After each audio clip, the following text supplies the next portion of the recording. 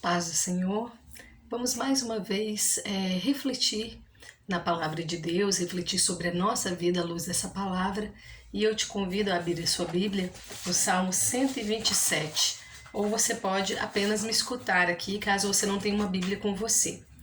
Diz assim a palavra de Deus: Se o Senhor não edificar a casa, em vão trabalham os que a edificam. Se o Senhor não guardar a cidade, em vão vigia a sentinela. Inútil vos será levantar de madrugada, repousar tarde, comer o pão que penosamente granjeastes. Aos seus amados ele o dá enquanto dormem. Herança do Senhor são os filhos, o fruto do ventre seu galardão. Como flechas na mão do guerreiro, assim os filhos da mocidade. Feliz o homem que enche deles a sua aljava, não será envergonhado, quando pelejar com os inimigos à porta. Amém. Salmo 127, ele fala sobre descansar em Deus, e é essa a temática que nós vamos trabalhar hoje. Você já viu na TV ou pessoalmente um prédio sendo demolido? É uma cena assim aterradora, né? E também rápida. É algo que demora muito menos do que edificar aquele prédio, não é mesmo? Então, às vezes, algo que a gente leva anos para construir pode ser inteiramente destruído num descuido, num deslize, numa fração de segundos. Reputações e famílias que levaram anos para serem construídas, fortalecidas, edificadas, podem ser destruídos num simples momento.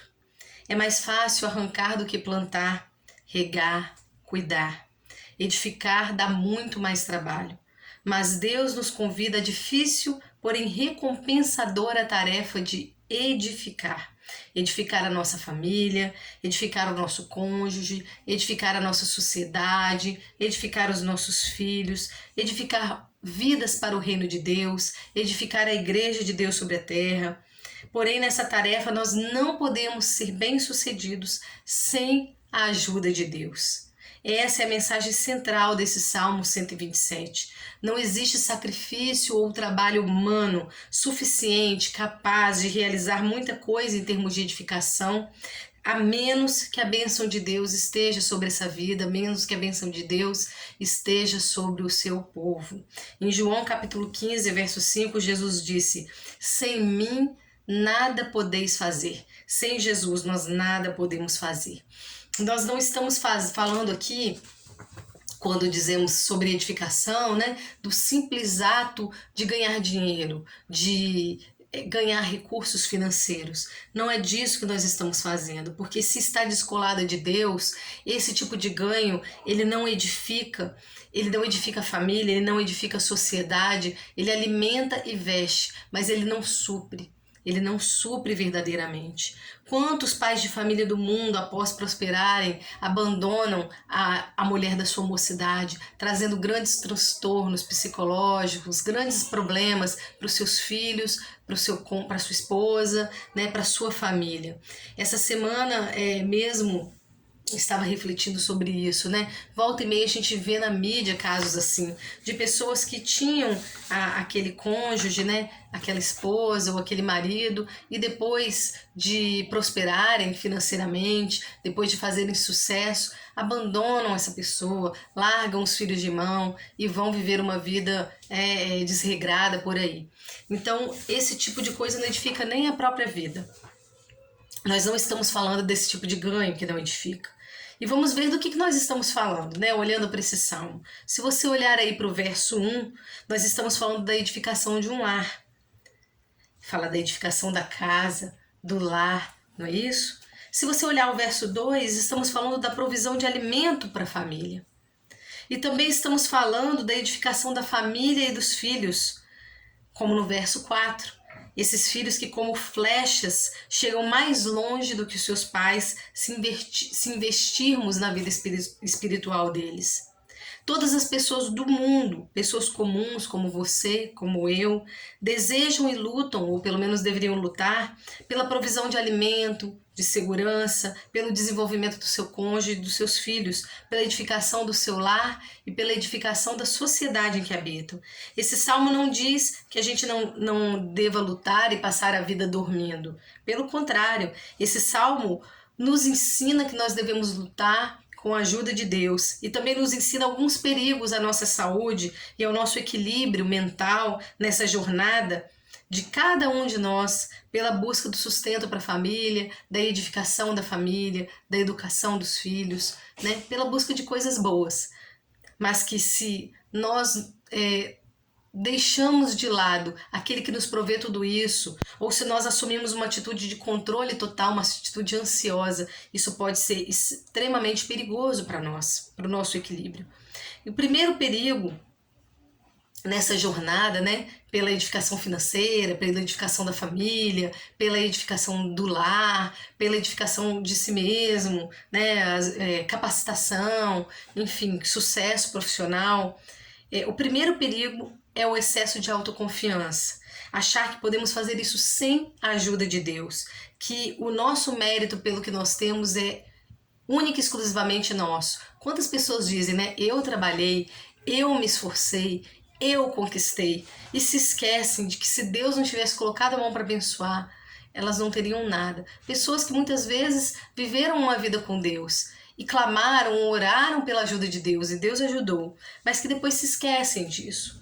Então, já no primeiro verso do Salmo, nós somos advertidos de que o nosso trabalho de edificação, sem a ajuda de Deus, ele é completamente inútil, porque Deus é quem edifica todas as coisas, fundou o céu, criou a terra, tudo que nela há. E a nossa própria vida, né? A gente não se autocriou, nós somos criados, nós somos criaturas de Deus. Ele é especialista em edificação, ele criou o universo, né? E é muita pretensão acharmos que nós podemos edificar verdadeiramente qualquer coisa sem a ajuda dele. É injusto nós nos autogloriarmos pelas nossas conquistas. Sabemos sim que em muitas delas houve uma grande parcela de esforço pessoal, né? Nós nos sacrificamos por muitas coisas que nós conquistamos. Porém, quantas pessoas se esforçam todos os dias e ainda não chegaram lá? Então, o mínimo que devemos fazer é glorificar a Deus e não a nós mesmos, nas nossas conquistas e mesmo antes delas, certo? Quando estamos lutando para construir algo em nossas vidas, nós já devemos declarar antecipadamente que sabemos que a nossa vitória, ela vem, sempre veio e sempre virá do Senhor. O segundo perigo que nos adverte o Salmo é o excesso de trabalho e preocupação. Um trabalho preocupado e também o excesso de trabalho. Nada em excesso faz bem, nem água, né? Esse versículo não diz que é errado acordar cedo, trabalhar com afinco, fazer sacrifícios. Pelo contrário, Jesus ele tinha uma profissão, né? Ele era marceneiro. Ele trabalhou arduamente durante todo o seu ministério também para edificar vidas para o reino de Deus. Mas ele também conseguia descansar num barco em meia tempestade, como diz lá em Mateus 8, 23 a 27. Com aquela temporal, Jesus deitou e dormiu. Então, em 2 Tessalonicenses, capítulo 3, versos 6 a 15, o apóstolo Paulo exorta cada cristão daquela comunidade a trabalhar pelo seu próprio sustento, dizendo que ele mesmo jamais comeu pão à custa de outros, pelo contrário, em labor e fadiga, de noite e de dia, trabalhou. O que o Salmo está criticando é o trabalho excessivo e ansioso. Nada em excesso faz bem. Preciso trabalhar pelo sustento da minha família, mas eu não posso ocupar todo o meu tempo livre com o trabalho, porque o meu marido precisa de uma esposa, os meus filhos precisam de uma mãe, eu preciso de um marido presente, os meus filhos precisam de um pai. Então, nessa era em que nós trabalhamos e trabalhamos muito, as crianças têm tido 1000 coisas, né? 1000 brinquedos, 1000 roupinhas da moda, 1000 sapatos, mas o que elas mais precisam e mais querem é a presença dos seus pais. É atenção, é afeto, é direcionamento, é educação. Sem isso, o resultado é a construção de uma sociedade não dá certo. A sociedade ela se torna caótica e violenta pela falta de direcionamento de cada indivíduo enquanto é criança. Nesse momento que nós estamos trabalhando, muitos de nós em casa, nós devemos planejar bem o nosso dia. Nós devemos planejar nosso dia de modo em que a gente consiga cumprir com as nossas obrigações de trabalho, de modo que a gente consiga cumprir nossas obrigações como pais e mães, porque nesse momento o nosso lar se torna, para muitos de nós, o nosso escritório, o nosso local de trabalho. Mas nós precisamos nos lembrar de que nós temos outras tarefas, nós não podemos relegar os nossos filhos, né, à própria sorte. Nós precisamos conduzi-los, acompanhá-los e com muito amor e paciência. Especialmente nesse momento em que eles também estão mais tempo em casa, né? Não estão nas escolas, então cabe a nós também agora a tarefa de acompanhar as aulas online ou mesmo educá-los, no caso dos meus filhos que estão na escola pública, por exemplo, eu mesmo que tenho que fazer esse papel de ensinar as letras, né? Ensinar a escrever, está sendo um desafio muito grande, mas eu tenho que separar o tempo para isso, ensinar a escrever, ensinar a ler. Eu tenho que separar tempo para cuidar da alimentação deles, para cuidar da educação deles e também para fazer o meu trabalho em casa, doméstico e o meu trabalho que garante, né, uma renda também para mim, para minha família. Sobre a ansiedade, nós temos que fazer aqui um capítulo à parte. A ansiedade, ela é o mal do século, né? Ela é mais que a depressão, né? Já tomou o lugar da depressão. A ansiedade é o mal do século, porque a ansiedade conduz à depressão também. Então o Salmo nos mostra que o nosso trabalho não deve ser algo penoso, nem prejudicial a nós mesmos ou aos nossos familiares. Ao contrário, deve ser uma bênção, não um fardo. Um estudante, uma dona de casa, um trabalhador ansioso, ele não consegue descansar nem à noite em meio às preocupações. Será que eu não deveria ter feito mais? Ou melhor? E o dia de amanhã? O que eu vou fazer? Será que tudo isso renderá os frutos que eu espero? Será que eu vou ter emprego amanhã, mês que vem? Esse tipo de preocupação não acrescenta nada às nossas finanças, a nada aos nossos estudos. Pelo contrário, ele rouba as energias para que tenhamos um trabalho mais frutífero no dia seguinte, ou naquele mesmo dia. O trabalho, ao contrário, deve ser uma bênção. O livro de Eclesiastes, ele fala bastante sobre trabalho e sobre a importância de desfrutar da vida e do trabalho com prazer. Prazer de trabalhar pelo sustento e prazer em usufruir esse sustento, né? Então, é maravilhoso aos homens poder usufruir o fruto do seu trabalho. Eclesiastes nos ensina isso. E conseguiremos descansar melhor quando entendemos que esse mesmo Deus que nos dá o trabalho, nos dá forças para trabalhar, Ele também nos dá o descanso que nós precisamos. Porque enquanto nós dormimos, Deus trabalha. Não dormita nem dorme o guarda de Israel, diz o salmista. Então nós precisamos confiar nisso. Sabemos que muitos estão vivendo o drama do desemprego e nós não podemos viver pensando o dia inteiro, o tempo inteiro, se nós também viveremos esse drama. Cabe a nós vivermos um dia de cada vez. É muito difícil, mas nós precisamos nos esforçar em aprender isso. O Salmo 121, no verso 2 a 4, diz assim: O meu socorro vem do Senhor, que fez o céu e a terra. Ele não permitirá que os teus pés vacilem, não dormitará aquele que te guarda. É certo que não dormita nem dorme o guarda de Israel. Quando chega a noite, nós nos deitamos para descansar. Nós podemos olhar para aquele dia que passou e desejar termos realizado muitas coisas, muitas atividades, tido menos interrupções, especialmente agora, né, que tudo acontece no mesmo ambiente, filhos, casa, trabalho, e nós somos constantemente interrompidos, ou nos nossos momentos em família, somos interrompidos ora pelo trabalho, pelo WhatsApp, pelos e-mails, ou nos nossos momentos de trabalho, somos interrompidos às vezes por um filho. Nós desejamos ter tido menos interrupções e por aí vai. Mas nós também podemos e devemos entregar o trabalho nesses dias nas mãos de Deus, né? Nos aquietarmos sabendo que o fruto das nossas obras, eles dependem muito mais do agir de Deus do que de tudo aquilo que realizamos. Nós devemos sim trabalhar, e a Bíblia nos ensina a fazer não como para homens, mas como para o Senhor. Trabalhar como se estivesse fazendo para o Senhor. Mas nós devemos lançar a nossa ansiedade e o nosso fardo sobre Cristo. E em troca, pedirmos a Ele, em troca desse fardo, em troca, né, dessas preocupações, dessa ansiedade, descanso e paz para a nossa mente, para a nossa alma, para o nosso espírito, para o nosso corpo. Eu li certa vez sobre um missionário chamado John Paton, que viveu numas ilhas que ficam perto da Escócia.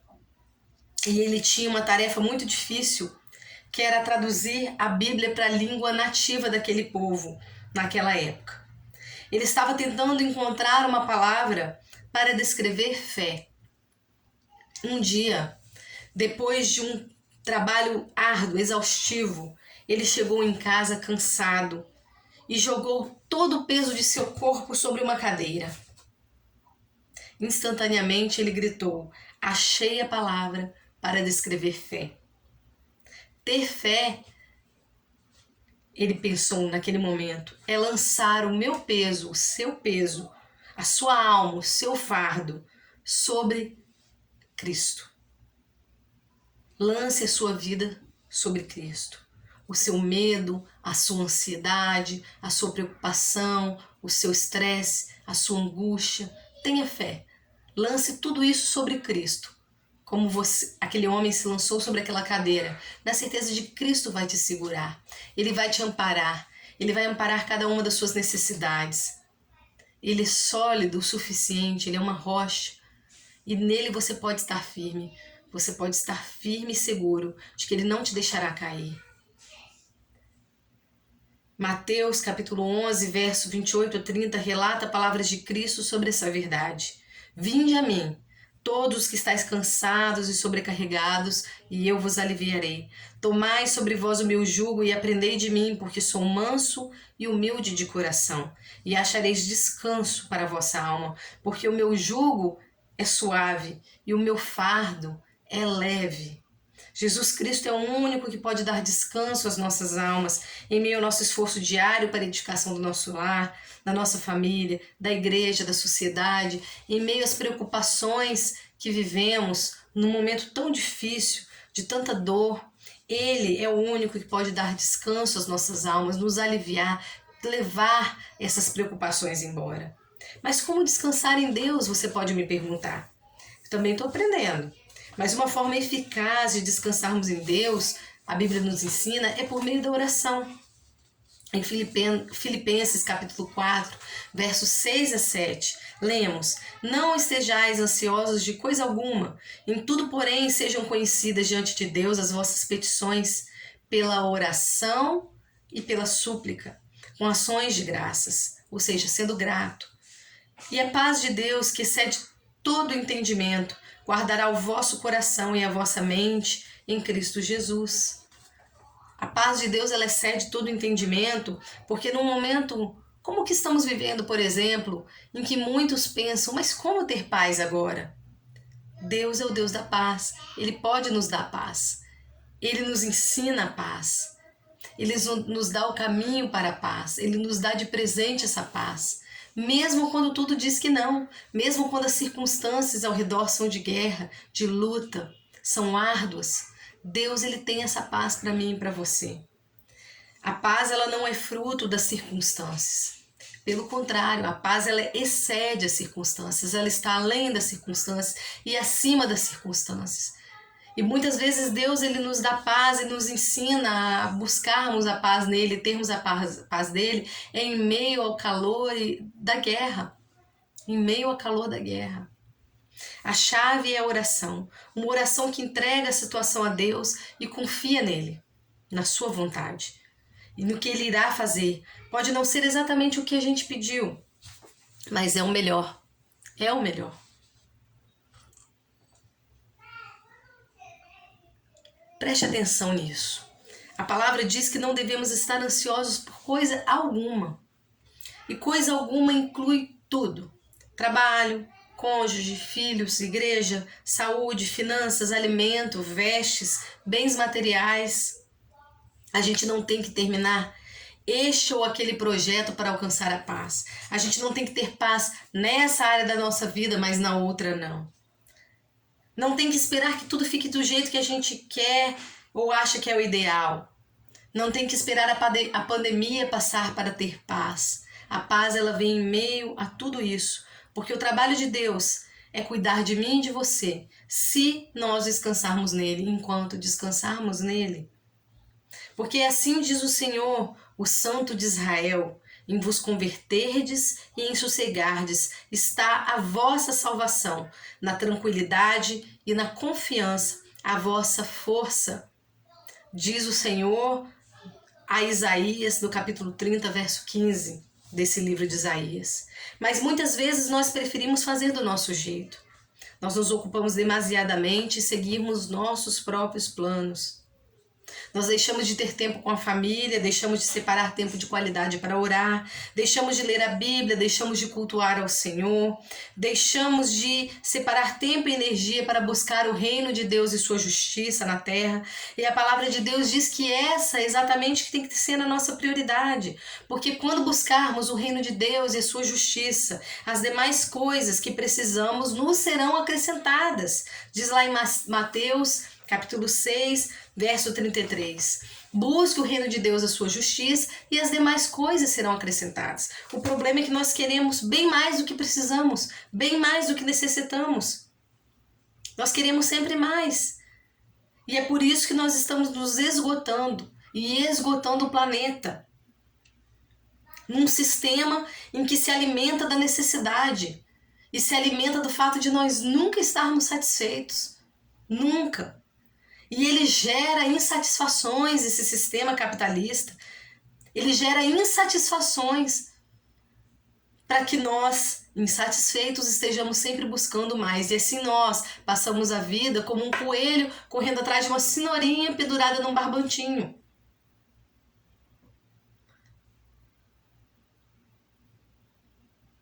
E nós estamos esgotando o planeta em que nossos filhos e netos habitarão. E talvez não sabemos se essas gerações habitarão, ou que tipo de vida elas terão sobre a Terra, né? Porque nós estamos esgotando o necessário, a água, a própria qualidade da terra, os nutrientes da terra, as árvores, para que tenhamos aquilo que nem necessário é, completamente supérfluo, inútil, como trocar de tênis, trocar de carro, trocar de tudo toda hora, usar a roupa da moda. Mas o povo de Deus, ele não pode esquecer jamais que a sua força está em descansar e confiar no Senhor. Voltando a Isaías capítulo 30, que nós lemos lá em cima o verso 15, nós vamos agora para o verso 16. Antes de irmos para o verso 16, eu vou ler de novo o verso 15. Porque assim diz o Senhor, Deus, o Santo de Israel, em vos converterdes e em sossegardes está a vossa salvação, e na tranquilidade e na confiança a vossa força. Aí vem o verso 16. O Senhor fala com o povo essa prioridade que as pessoas estavam dando aos seus próprios planos, se sobrecarregando, em vez de viverem a vontade de Deus para elas. Deus estava dizendo, como lemos, que a força do povo estava em se tranquilizar e confiar nele. Porém, olha o que o povo responde a Deus lá no verso 16. Mas dizeis, aqui é o povo dizendo, não, sobre cavalos fugiremos, portanto fugireis, diz o Senhor. E sobre cavalos ligeiros cavalgaremos. Sim, ligeiros serão os vossos perseguidores, diz o Senhor. 1000 homens fugirão pela ameaça de apenas um, pela ameaça de 5, todos vós fugireis, até que sejais deixados como mastro no cimo do monte e como estandarte no outeiro. Isaías 30, verso 16. O que essa palavra está dizendo é: Deus tem um plano para o seu povo, sossegue em mim, confie em mim, descanse em mim. Mas o povo tem os seus próprios planos, confiar em seus cavalos, que aqui simboliza os seus próprios recursos, sua própria força, seu trabalho árduo, suas finanças. E muitas vezes, por confiar em si mesmo e não na direção de Deus, o povo perde a batalha. E existe um preço em tentar assumir o controle de tudo. E qual é esse preço? Por viver os próprios planos, por tentar assumir o controle de tudo e não descansar em Deus, não seguir o projeto de Deus para as nossas vidas. Sabe o preço? O preço é fraqueza, é medo, é ansiedade. Sendo que a ansiedade, como eu disse anteriormente, ela já é apontada por estudos e especialistas como o grande mal do nosso tempo, pensamentos acelerados, antecipatórios, tentar viver o amanhã na mente em vez de viver o dia de hoje, o momento que está vivendo hoje. Esses estados de ansiedade, de medo, podem levar a problemas seríssimos, problemas físicos e problemas mentais. né, como síndrome do pânico, depressão, transtornos obsessivos compulsivos e mesmo problemas físicos, porque a ansiedade muitas vezes é somatizada pelo corpo e aí gera dor de cabeça, dor de estômago e doenças ainda piores. Então talvez você se veja nesse cenário, mas saiba que Deus tem a cura para você e também tem a cura para mim. A cura começa em tentar deixar de ter o controle de tudo. Isso é dificílimo para mim. É tentar deixar de querer ser Deus. Pensa, quando você quer o controle de tudo, você quer tomar o lugar de Deus, isso é uma auto-idolatria. Olha que coisa horrorosa, né? Você está sendo seu próprio ídolo. Você está dizendo para Deus, olha Deus, eu não confio no Senhor não. Eu confio em mim. Eu sei que eu vou dar conta de tudo, mas descansar e deixar o Senhor, não. Eu tenho que estar de olho nas coisas. Cadê a fé? A palavra de Deus diz que sem fé é impossível agradar a Deus. Cadê a minha fé quando eu faço isso? Talvez você também se veja nesse cenário. Mas saiba que só quem tem o controle de tudo é Deus. A cura então é deixar Deus ser Deus na minha vida, na sua vida, e descansar nele, confiando que ele confirmará a obra das nossas mãos, conforme o Salmo 90:17, de acordo com a vontade dele. A minha mão está lá obrando, trabalhando, mas ele confirmará essa obra de acordo com a vontade dele, dando a direção que ele quer para todas as coisas. Confiando que ele fará com que o meu esforço renda os frutos necessários, edificadores para minha casa, para minha família, para os meus filhos, para minha comunidade de fé, para minha sociedade, para as minhas finanças. Confiando que o Espírito Santo de Deus traduzirá as minhas orações e Deus me responderá conforme a sua soberana vontade, que é o melhor para mim, porque a vontade de Deus é boa, agradável e perfeita, conforme aprendemos em Romanos 12:2. Que do seu jeito Deus fará o que é melhor para mim, para cada um de nós. No Salmo 20, capítulo 7, verso 8, Davi diz que uns confiam em carros, outros em cavalo, nós, porém, nos gloriaremos em o nome do Senhor nosso Deus. Ou seja, muitos confiam nas suas próprias forças e nos seus próprios recursos, no seu trabalho e nas suas estratégias. Mas nós precisamos confiar no Senhor, nas nossas batalhas, e glorificarmos e exaltarmos o seu nome nas nossas lutas e mesmo antes delas, e ao final delas também, na perda e na vitória, porque Deus sabe o que Ele está fazendo. O inimigo está a caminho com cavalos velozes e grandes carros. Ele vem ao nosso encontro mais forte, mais paramentado do que nós. Nós não precisamos ficar assustados. Nós não precisamos ficar ansiosos. Nós não precisamos perder o sono, perder a paz. Nós precisamos sim trabalhar, lutar, mas enquanto trabalhamos e lutamos, descansarmos no Senhor. Descansarmos nesse resultado. O resultado não vem de nós. O resultado vem de Deus.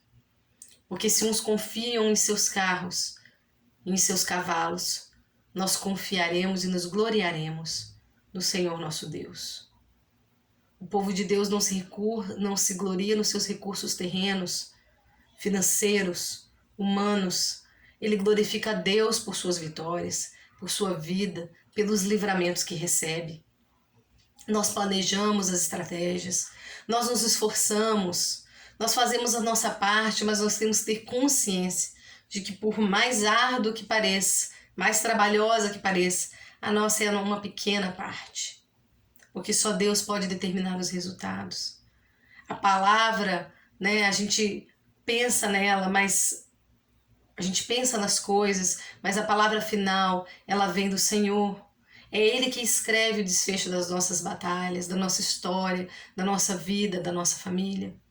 E para terminar, Jeremias capítulo 6, verso 16-17 diz: Assim diz o Senhor, ponde-vos à margem do caminho e vede. Perguntai pelas veredas antigas qual é o bom caminho, andai por ele, e achareis descanso para a vossa alma. Meu irmão, minha irmã, retorne às veredas antigas, retorne ao primeiro amor, retorne para aquele tempo em que você se converteu ao Senhor, e que no fogo do primeiro amor você depositava todas as suas esperanças nele. No agir dele estava a sua confiança. Retorne àquele momento em que você gastava tempo em oração, em que você sentia alegria de acordar de madrugada e orar, em que você lançava sobre Deus todas as suas preocupações e ansiedades, em que você confiava que Ele cuidava de você, em que você tinha alegria na presença dEle, em que você cantava, cantarolava, louvando ao Senhor enquanto você trabalhava, em que você dedicava tempo para estudar a palavra de Deus. Não deixe que os cuidados e as preocupações deste mundo, as ambições, te tornem ansioso e infrutífero para Deus. Deixe Deus edificar a sua vida, a sua família, a sua igreja, a sua sociedade, a sociedade em que você vive. Deixe Ele verdadeiramente ser o Senhor da sua vida. Confie nele, descanse nele e você encontrará paz no seu coração. Eu encontrarei paz no meu coração todas as vezes que eu fizer isso e que eu faça isso todos os dias da minha vida. A gente não pode impedir, né? Já dizem por aí, um pensamento, assim como um passarinho, de passar pela nossa cabeça.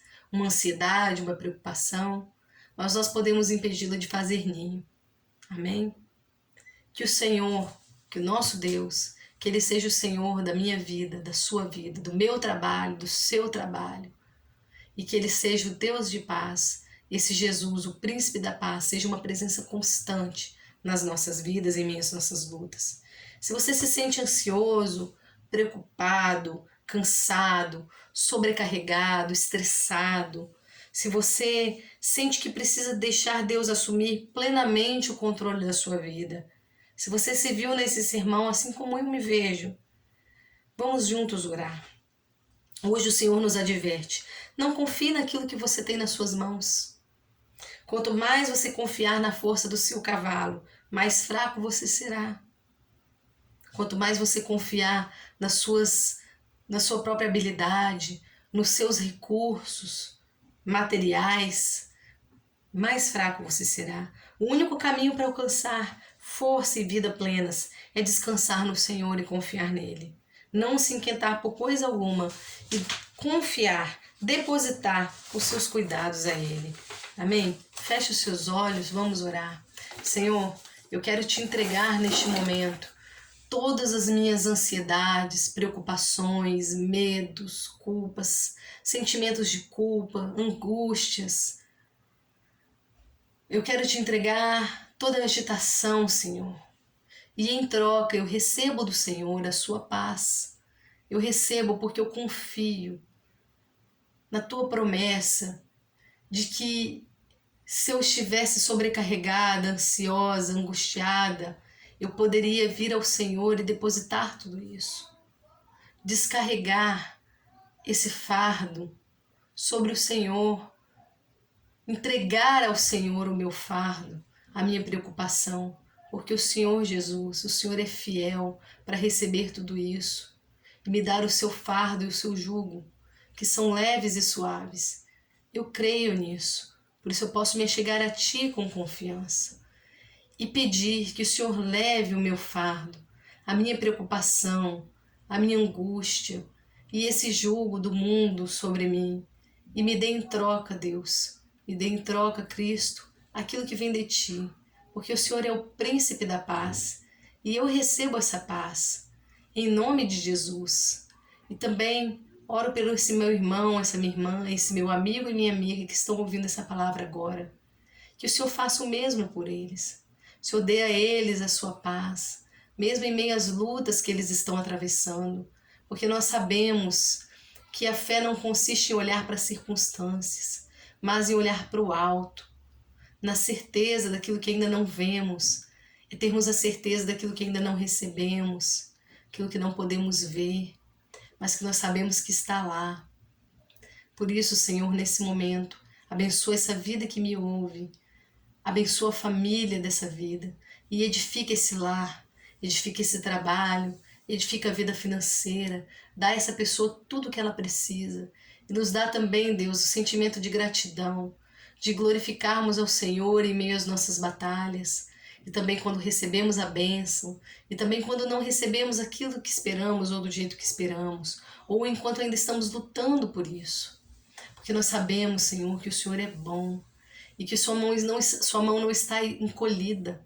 Pelo contrário, sua mão está estendida para aquele que te busca. Por isso nós queremos te buscar cada dia mais, nos dá força, Senhor, nos dá disposição, para que nós tenhamos prazer na tua palavra, em buscar-te em oração, em aprender de ti, lendo a Bíblia, ouvindo um estudo bíblico, ouvindo um sermão. Senhor, em nome de Jesus, abre os nossos olhos da fé, para que possamos ver com os olhos da fé, ver como o Senhor vê.